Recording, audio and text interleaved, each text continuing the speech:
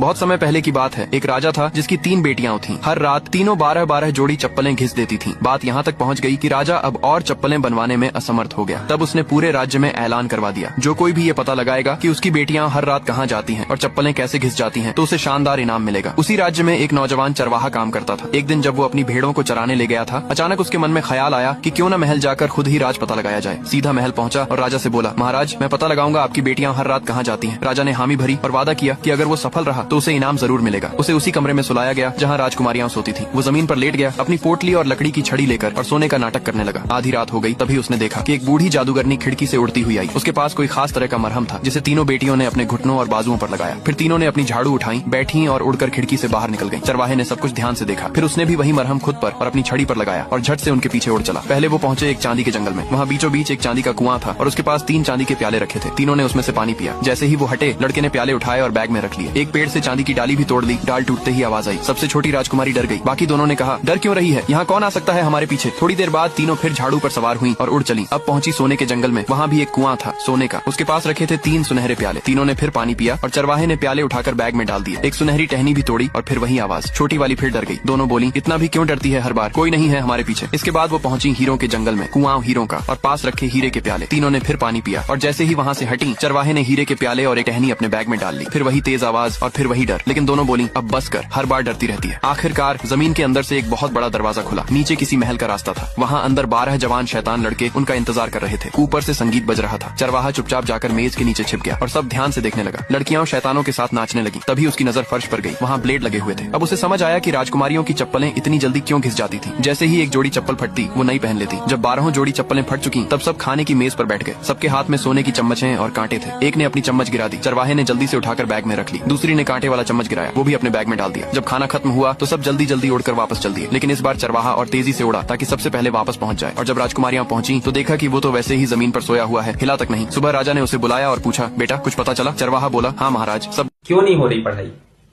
Exam बगल में आ गया, लाइफ में कुछ करना है। अगर ऐसा है तो क्यों नहीं हो रही पढ़ाई?